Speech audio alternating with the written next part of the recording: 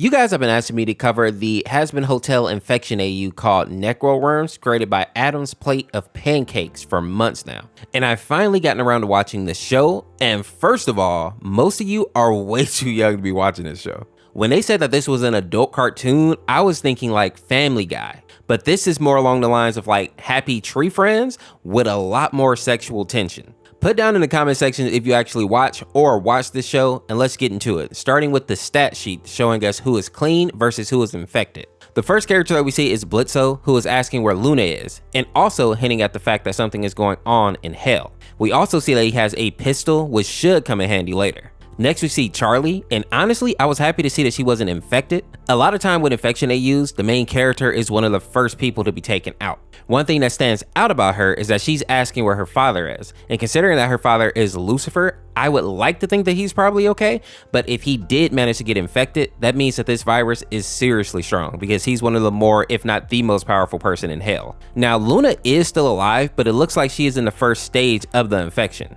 By the looks of this wound here, it seems like somebody had bitten her on the leg. Beelzebub, on the other hand, is at the second stage of the infection, and this is where we learn that this virus that is infecting people can consume their flesh. Meaning that once you are infected, you'll basically be eaten alive, kind of similar to the virus in the How to Train Your Dragon AU. Next we see Alastor is at the third stage of the infection, and this is really scary because Alastor was crazy powerful. In the show, he basically showed up in hell and was so strong that he started slapping around ancient demons and broadcasting the beatdown as entertainment for the residents of hell. The fact that he has been taken over means that this infection is no joke. Now at the moment, it looks like Husk is okay, although he is missing, but Moxie wasn't so lucky. This character reached the final form of the infection, which ended with them dying, which is another thing that makes this infection unique. Usually the infected characters just become like zombies and then they go on to attack their friends, but in this AU, once you hit the final stage, you kick the bucket. Next we see Millie, and of course they're distressed considering that the love of their life is now gone, but they also make an interesting observation when they ask if the angels did this. And for my people that may not have watched the show, angels basically have this thing where they do a purge on the residents of hell periodically in order to make sure that the population doesn't get too high. So it wouldn't be crazy to think that they would come up with some kind of virus to make the job easier. Especially now when you consider that the demons have realized that they can actually fight back and take out the angels. Next we see Serpentis, and I'm happy that he's still clean because in the show he was actually able to turn his life around, although it seems like his little egg boys were not so lucky, possibly being taken out by Alastor. Vox is still looking good, although they have become traumatized after their encounter with Valentino, who is in the second stage of his infection, and it looks like Valentino may be responsible for also infecting Vaggie, who is one of my favorite characters, and it also looks like he infected Velvet, although I'm not nearly as sad about her. After all those updates, we then get to see Stalis walking around Mammon's theater, and I was actually glad to see that this character was not infected, but rather just really confused about what the heck is going on. And since Fizz has been corrupted at this point, the two of them decide to team up together, and honestly, both of these characters are pretty powerful, so they should make a good team. After that, we swap over to Charlie and Blitzo, and we see that he is crying over Loona because the infection has finally taken over her body. And for the people that may be confused as to why he's so sad, is because Loona is basically like his adopted daughter, so the two of them are very close. We also see that at this point, Husk has been found, and more importantly, Alastor has progressed to the final stage of the infection. But what I find interesting here is that unlike some of the other characters that made it to the final stage, his body isn't giving out, or at least not right away. And what I think this means is that really powerful characters can survive for longer even in the final stage of the infection, while the weaker characters will probably die off almost right away. And just a little tidbit here, when we look at Vox's sheet, we also learn that Alastor was the first person to be infected, meaning that he is probably responsible for how this infection has spread in hell. Now after that, we cut over to Husk, and even though Charlie said that he should stick with the group, he decides to go out and find Angel Dust, which makes sense considering how the two of them bonded in the show and are likely going to become a couple in the next season, or at least I think they will. Now as Husk sets off walking through the woods, he sees a tower out in the distance and also stumbles upon Angel's phone, pretty much confirming that Angel is likely hiding inside that building. But when he opens the door, he sees this.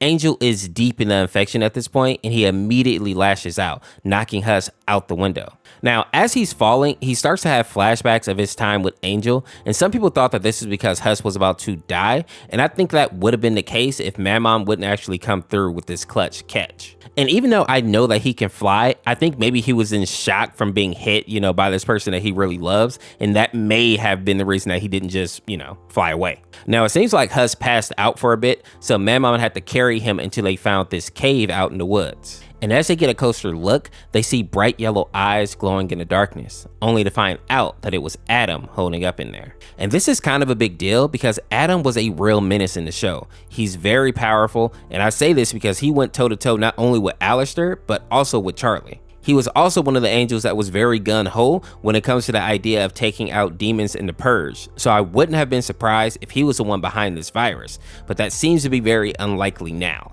But with that being said, you can probably understand why Stolas and Mammon didn't trust him immediately. But the most important thing we see in this scene is the fact that Husk may be infected, which makes sense considering that he was attacked by Angel. We also get to see that Adam is injured as well, looking like he's missing a wing, and this will be important in a moment. Now in the next scene, we see that they're all in the cave now, and we learn that the reason Adam is in hell is because he was planning to spy on Lucifer, only to find that his home was empty and looked like it had been ransacked, which may mean that the infected found their way to Lucifer's home, and that may be the reason why he's missing. And while Adam is looking at a book that Lucifer had in his home, we get even more confirmation when we see Alastor get him with a sneak attack, taking a chunk out of his wing. And while Adam was able to escape and find his way to this cave to hide out, after a few hours, he noticed that black spots started to appear on his wings, and he knew that if he didn't do something fast, he would end up just like Alastor.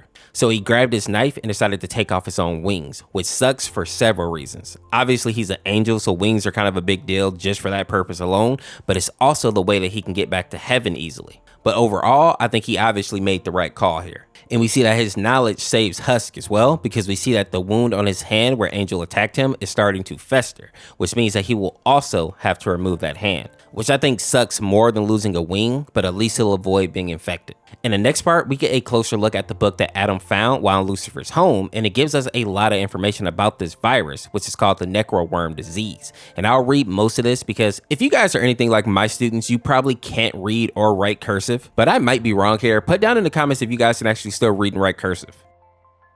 Now, the first thing that we see is that the necroorm disease is a sickness caused by a parasite, and they're basically these long black worms. And once the worms get into your body, they cause you to go insane, basically losing the ability to tell friend from foe and just attacking anyone that you see.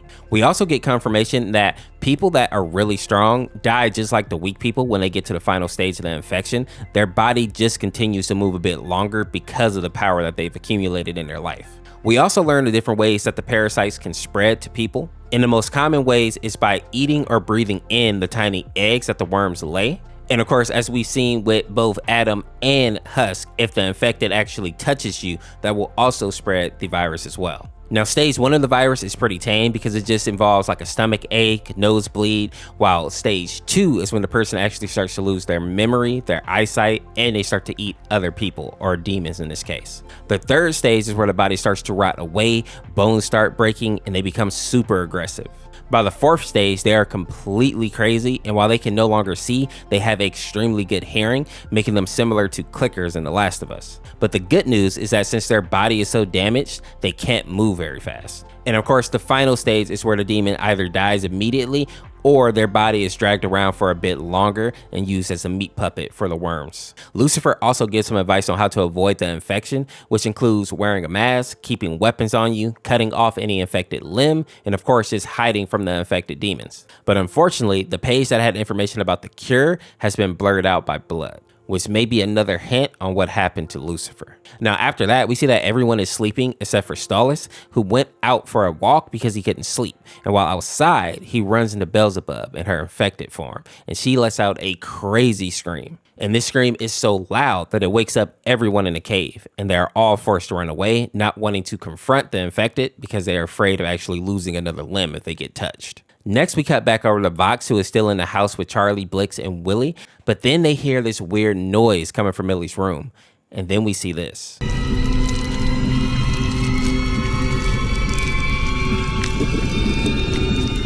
And since this group is also afraid of fighting infected head on, they run away as well. And sadly, we see that Blitzo is now the last living imp member, and it probably hurt even more considering that Loona was the one to take out Millie. After walking for a bit, Charlie and her crew decide to take a break, but they don't actually leave anybody on watch, which is a rookie mistake. So they are all awoken later by the sound of Serpentis being attacked by Vaggie. And since Charlie is still in love with Vaggie, she tries to speak with her, which ends with Vaggie trying to attack her as well. But luckily, Vox jumps in front of her and takes the hit. And even though they lose like half their face, since they are like a TV devil, I don't think the virus will actually work on them. Now, after all that, we cut back over to Adam, and it looks like he's making a phone call to heaven, or more specifically to Galum. And when we cut over to heaven, we get some interesting insights. The first being that Galum does not care about Adam at all. And the second thing is that apparently heaven has subjects. And now based on the way it sounds and just the way it's set up, I think that they are experimenting on either demons or angels in this building. And when we get to see inside of the building, we see that both angels and demons seem to be locked in these cages and they're all infected, which lead me to believe that the angels have actually created this infection. And out of all the characters that are locked up here, I think the most important is going to be Lucifer. And judging by his chart information, it looks like they captured him because he was getting close to finding a cure for their infection. It's also scary to think that someone as powerful as him can be infected. This shows us that almost nobody is probably safe in this AU outside of God. And speaking of God, we get to see him next. And I have to point out that I love his design. Usually when we see angels, they just look like, I mean, honestly, little white babies with wings. Welcome to heaven. Partner. But then when you get to like more abstract versions of angels, they look like nightmare fuel. And you can tell that this design is based on some of those angels. Now, when we look here, we can see that God is distressed and he doesn't seem to know what is going on here in heaven. Specifically, he doesn't seem to know about the virus. But based on the stat sheet, we see that St. Peter and Sarah definitely know. And it seems like Sarah has been doing some killing, considering that her hands are drenched in blood. I also find it interesting that Galum has samples of the worms and the worm eggs, which is starting to paint the pictures that the angels are definitely responsible for releasing this virus down in hell. But I think to take the point further, I feel like it's now getting out of control and possibly even threatening heaven. Now, back down in hell, since Adam wasn't able to get in touch with Galum, they have decided that they need to find a way to get up to heaven, which is very difficult now because Adam can no longer fly. And if Husk goes up there alone, they're going to take him out on sight. The only chance they have is to use the golden stairs that pop up every 6 months to allow good souls to get into heaven. They just have to get to the staircase without getting attacked by any infected. Next, we get to see Molly, and I believe that she is Angel Dust's sister. And while I don't know a whole lot about her, I know that she was never technically in hell, which means that she somehow ended up getting infected while up in heaven. And this is why Sarah has to take her out with the axe here. And even though it's obvious that this senseless murder is taking a toll on Sarah, it seems like both she and Gabriel believe that they are doing this for the greater good. And while this is going on, we see that God is starting to get curious and he starts walking around looking for clues as to what's going on. And he finds Sarah covered in gore. And while it looks like the jig is up here, Galum then appears and tells God that this isn't blood he's looking at, but rather just jam. And somehow this actually works. After that, we see that Galum then begins to yell at God, telling him not to leave the castle again, and even going as far as to choke his neck, which is crazy if you really think about it. And then we see him put his hand around God's waist as if he has a thing for him, and then he makes this crazy face.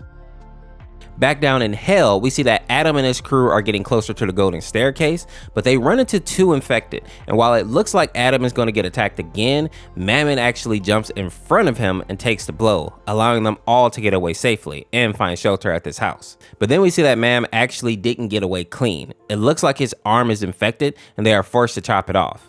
After that, we learn that the reason that Mammon actually jumped in front of Adam is because he's in love with him. And just to be clear, I don't think this has anything to do with the canon of the show, but rather just something that the creator wanted to throw in. But now it kind of makes sense as to why these two were curled up together in the cave earlier. After that, we get to look at more of the stat sheets, and I think the most important thing to note here is that Alastor finally dies. And the reason I want to point this out is because we knew that more powerful demons can last longer even at the later stages of the infection, but they do die, and that is important because that means that worst case scenario, our survivors can hide out and wait for this outbreak to just pass over, unless there's something more nefarious going on here. AKA unless the angels are going to keep like infecting people, which I think is what's going on here. Next, we see St. Peter speaking with Luke, saying that he's going to have to terminate her. And in all honesty, I think that this is for the best because she is way past saving at this point.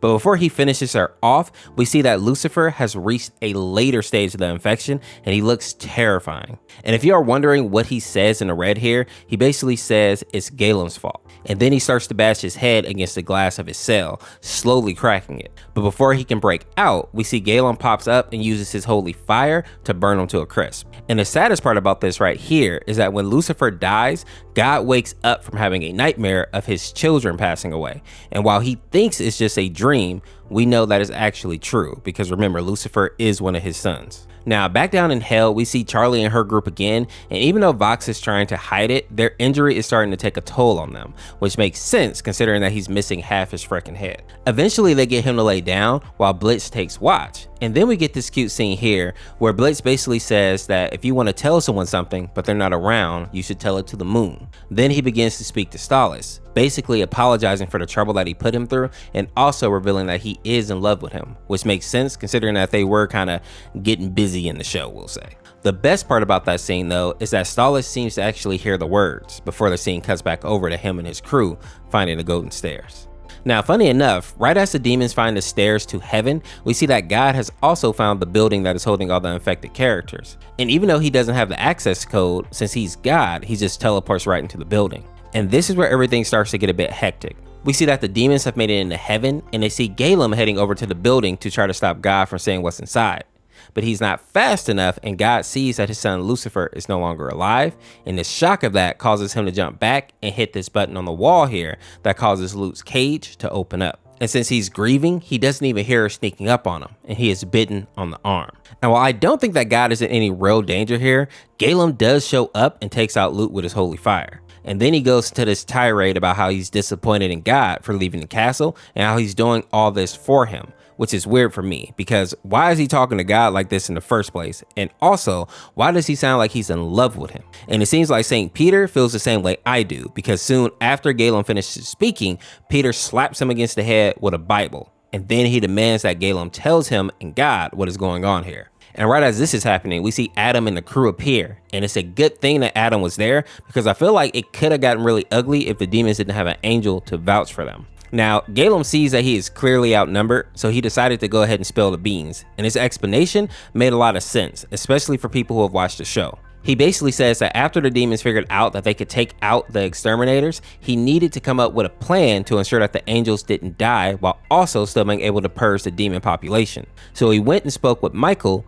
who seemed to be acting as like a scientist or something in this AU, and he gave Galum this jar full of worms. He told Galum that these worms could infect the demons and take them out with no angels having to risk their life in the process. So Galum took the worms and started experimenting with them, and at one point he even started testing them out on demons. And once he saw how effective they were, he injected the worms into the animals down in hell, and since Alastor eats his meat raw, he was the first person to get infected with the worms and to start to spread the virus to the other demons. We also learn how Adam got stuck down in heaven. Apparently, even though he was told that the extermination was canceled, he was so hell-bent on slaughtering demons that he went down there anyway. Now, exterminators don't travel alone, so we know that he had a few other angels with him, and one of them ended up running into an infected and got sick. But since they didn't know what was going on, they flew back up to heaven, bringing the virus to the pearly gates. And this also explains why Sarah has been axing angels. She's basically been trying to keep heaven from having an outbreak like what's going on down in hell.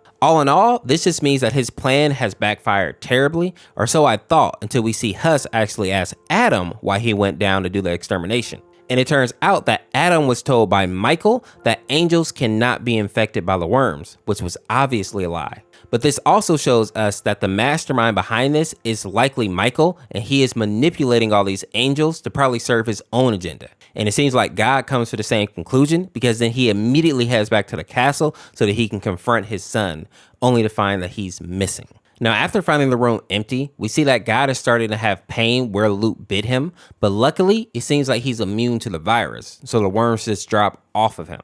And then he uses his power to heal himself, but also the demons and Adam, even being able to grow back the limbs that they had to cut off because of the infection. And while at first I was a little bit surprised, when I really thought about it, he is a god, so growing back an arm and a wing is probably light work. I got you, fam! After that, the demons and Adam give God and his people some time to decide what they want to do next. And then we get this scene where Mammon and Adam confess their love for each other. And I just find these two to be a funny pair because Adam was like a bloodthirsty demon killer in the show, and Mammon was like the embodiment of greed and capitalism. They just seem like the most unlikely couple, but you know, love is love, I guess. Now, back in the castle, God has figured out a way to stop the infection, but it isn't great. Basically, what they're going to do is use holy fire on the infected demons, which will definitely end their lives. So basically, the only way to save hell is to purge a ton of innocent demons, which I know is kind of an oxymoron. But if you watch the show, we have learned that some of the demons like Sir Pen and Angel have the potential to change and even make it into heaven.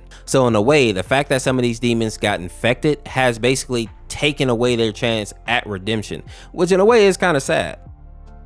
Now, while God and the demons are preparing to head down to hell, we cut back over to Charlie, who is still nursing a broken Vox, while Blitz is trying to hold back 2 infected until he runs out of bullets. We then see Vox's system shut down, and Blitz and Charlie are trapped in this cave, saying their goodbyes as the infected make their way closer and closer to them. But just when it seems like all is lost, we see holy fire engulf the demons. And while at first I thought that this was going to be God, we actually see Stallis, and he has some kind of device on his wrist that allows him to shoot holy flames out. And then we get this moment where we see him and Blitz embrace, with him saying that he was able to get his message from the moon, which is low-key cute as heck. After that, Stallis explains what's going on to Charlie, because up to this point, her team has kind of been out of the loop. And when she hears mention of her grandfather, aka God, she decides to take Vox to him to see if he can actually still be healed. And again, since he is God, he's able to heal Vox no problem. It also seems like with the help of God and Galum, the demons are able to purge hell of all the infected. After that, we see everyone saying goodbye to the loved ones that they lost, Adam and Mammon moving in together, and God building a memorial for his son, Lucifer. And while this is a cute little ending, I knew it was too good to be true. Most of the time, endings in these infection AUs are never this clean. And I'm proven right when we see Galum fly back to heaven and start to speak to this figure hiding in the shadows, which we see is Michael. And while it looks like Galum is trying to distance himself from Michael and their evil plan, my boy literally puts shackles around his neck and tells him that they still have a deal. We then see Michael pull out a love potion, and we learn that Galum wants to use this on God to make him fall in love with him, showcasing that this character is truly obsessed. We then get to see Michael's master plan, which is basically this new set of worms that have been fed his own flesh. And this has made it to where they are not only able to infect regular angels and demons, but even more powerful angels like Galum, Michael, and of course, God. And I think it's obvious to see that Michael wants to infect his father so that he's weak enough so that Michael can take over as the new ruler of heaven. And he's just using Galum in order to get to God. This guy is not only evil, but he is absolutely crazy as a bedbug. Galum then asks what is going to be done about the demons and Adam, especially now that Adam is living in hell and is in love with Mammon. We then see Michael make a call to his brother, basically calling in a favor and telling him that he has to take out Charlie and the other demons. And then we see this character here grab a scythe off the wall. Now, after a few days have passed, we learn that the demons are starting to heal and life is getting back to normal, or at least it seemed like that, until Huss goes to the cemetery to visit Angel's grave and he sees a winged figure in the sky. And before he can make out who or what it really is, the figure starts to rain down holy light, slicing off a piece of his ear, but since Huss can fly, he's able to actually escape without taking too much damage, and he goes back to the hotel to warn people about what's going on. And for my people that may be wondering why Charlie looks so tired here, it's because she's taken on the duties of Lucifer, aka her late father, so she's basically the ruler of hell now and is struggling with the new responsibilities. Now, this dark angel must have been on Huss's cheeks because right after he makes it back to the hotel, the angel bursts through the wall. And since Charlie is more of a peaceful character, she tries to speak to the angel, even offering to let him stay at the hotel so that he can learn to respect people. And then she is immediately stabbed in the stomach. This dude is not here to make friends or to see the light or anything like that. Now, after seeing Charlie get hurt, Vox jumps in because he's always about that action. But this angel is so powerful that he's able to block Vox's attack easily, and then he gives him the One Piece special. But seeing her friends getting hurt, Charlie finally decides to turn into her more devilish form. And while I thought she was going to actually put up a good fight here, this guy dominates her pretty easily, which means that he is likely way stronger than Adam, who also fought and outmatched Charlie, but at least she actually put up kind of a fight against him. And seeing that she's outmatched, Charlie gathers her friends and teleports out of the hotel. When they reappear, they end up at the Goon Saloon, and they're trying to figure out why this angel is attacking them. And while they can't say for sure, they know that if they're being targeted, Adam and Mam are also likely on the list as well. And then we cut over to them, and they seem to just be living a nice, normal life together. But then their peace is broken by the angel attacking them. And since Adam isn't one to duck a fight, he goes out to confront this guy, and then we see this.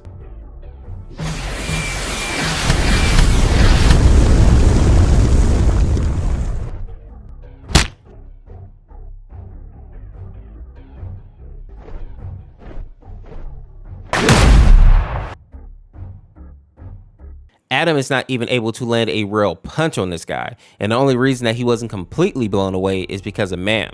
And once Mam figures out that this guy really means to do them harm, he goes on the offensive. And while it may be hard to say just how powerful Mammon is, he is one of the 7 deadly sins, specifically greed, meaning that he is definitely one of the strongest people in this AU right now. And we see this by the way that he's actually able to grab and throw this angel around a bit, but it becomes obvious that he is still not strong enough to 1v1 this guy. I think if given enough time, the angel would definitely slowly whittle him down. But luckily, before he can take too much damage, Charlie comes through with a shield and also teleports the angel away, giving her and her team a short break.